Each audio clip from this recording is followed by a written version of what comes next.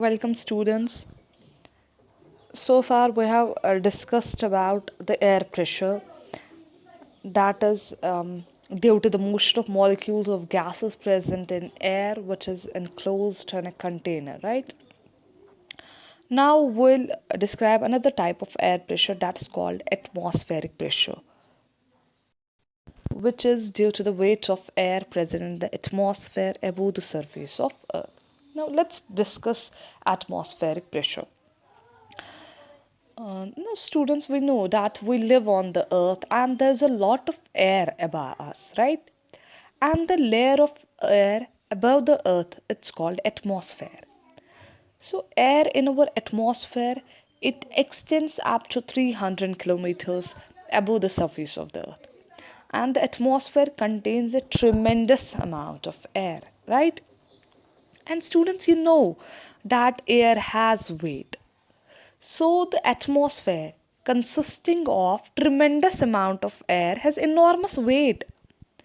And the weight of atmosphere is actually a force.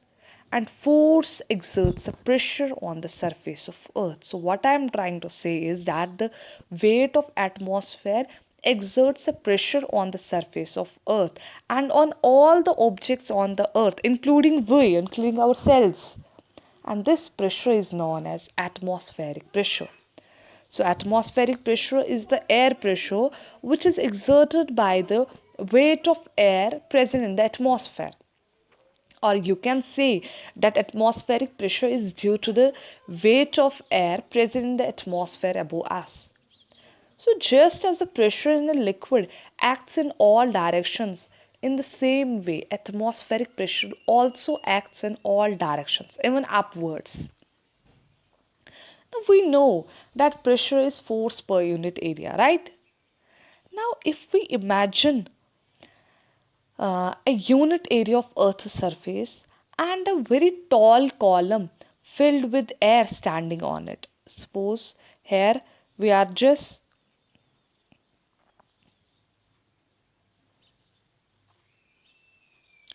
we are considering the unit area of Earth's surface, okay, and we are having a tall column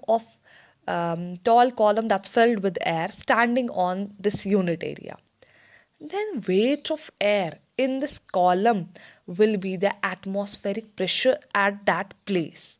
You can see here unit area, since the SI unit of area is square meter, therefore we can say that atmospheric pressure is equal to the weight of air present in a very tall column of air standing on 1 square meter of the earth.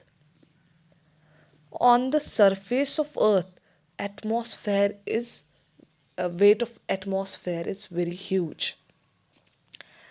And on the surface of earth, atmospheric pressure is maximum at sea level. This is because the column of air above us is tallest at sea level.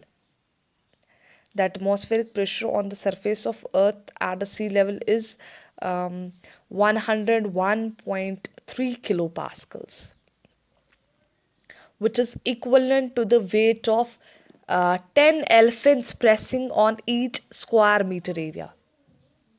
Imagine how much magnitude of atmospheric pressure is. Very large, right? So magnitude of atmospheric pressure is very large. Weight of 10 elephants is just on the square meter area. So the on the whole earth, the magnitude of atmospheric pressure is very large. And as we go up in the atmosphere from the surface of earth, atmospheric pressure goes on decreasing. Why? Why when we move up in the atmosphere of the earth, why the atmospheric pressure decreases? Because as we go up in the atmosphere, what happens? Weight of air above us goes on decreasing, right? And when weight goes on decreasing, the pressure also goes on decreasing.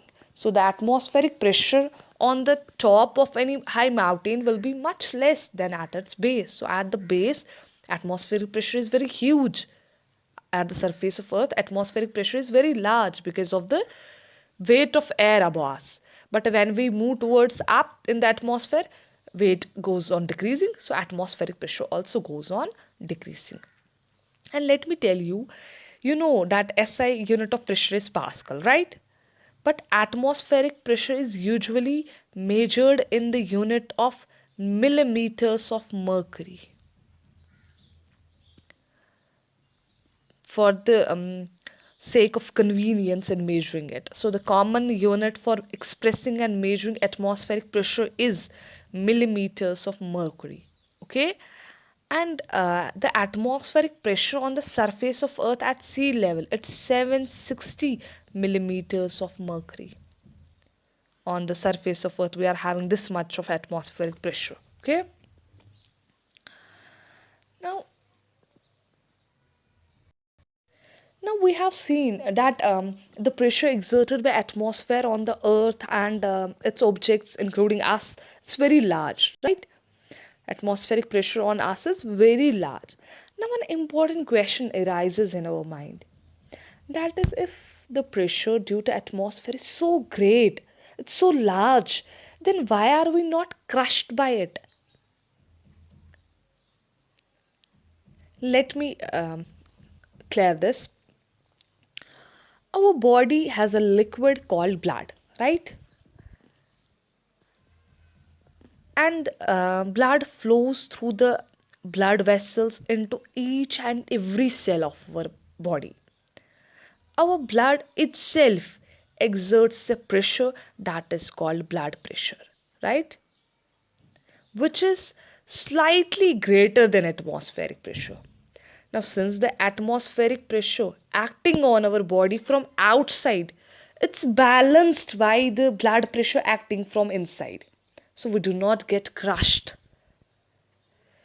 Actually, the atmospheric pressure is so finely balanced by our blood pressure that we do not feel any discomfort. We even do not feel the existence of atmospheric pressure at all, because that atmospheric pressure is balanced by our blood pressure, because our blood is flowing through the blood vessels and it itself exerts the pressure, that is blood pressure, and this atmospheric pressure is balanced by this blood pressure. So we do not feel uh, as if atmospheric pressure is there or not. We feel as if atmospheric pressure is not there. So um, it's because of the blood pressure we do not feel any kind of discomfort, we do not feel the existence of atmospheric pressure. But yes, if the atmospheric pressure is low, if suppose somehow atmospheric pressure decreases, suppose you know that on the surface of earth atmospheric pressure is maximum, right? But when we go to high altitude, so atmospheric pressure decreases there because the weight of air decreases. So at high altitudes what happens, atmospheric pressure, it becomes less than the blood pressure, right? Atmospheric pressure becomes much less than our blood pressure at high altitudes. And now since our blood is at high our blood is at higher pressure than outside pressure, so what happens, sometimes some of the blood vessels that in our body burst out and nose bleeding takes place at high altitudes, because the outer pressure, the outside pressure, the atmospheric pressure is less there and our blood pressure is very much large there, and because of this unbalance blood vessels in our body burst and nose bleeding takes place. So thus nose bleeding, it usually occurs in those persons who trek to high mountains where the atmospheric pressure is much less than our blood pressure. Now, this atmospheric pressure is having a lot of applications in our everyday life. We use many simple devices in our everyday life which work on the existence of atmospheric pressure. Like the devices like drinking straw, syringe, dropper, rubber sucker, they all work on the existence of atmospheric pressure around us. Now, let me describe drinking straw, how it works. Now, you know that drinking straw is a very thin pipe which is used to drink soft drinks, like, and drinking straw, it works on the existence of atmospheric pressure.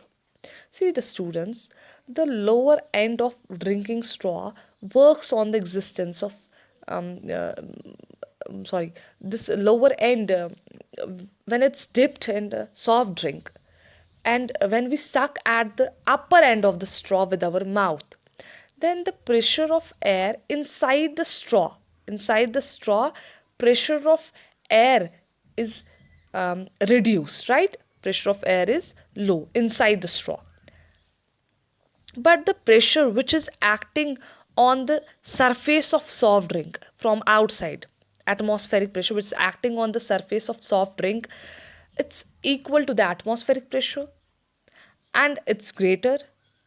So greater atmospheric pressure act on the surface of soft drink, and that greater pressure pushes the soft drink up the straw into our mouth.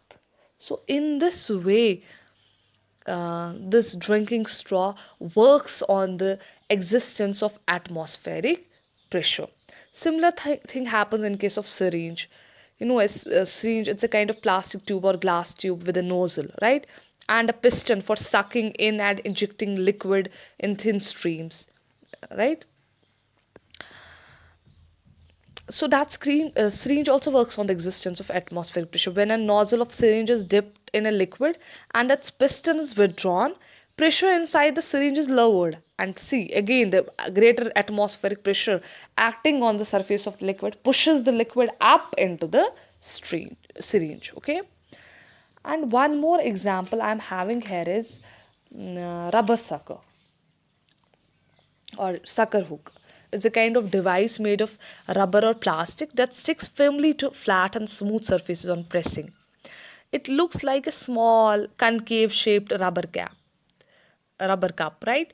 It's also called suction cup because it sticks to a surface by suction.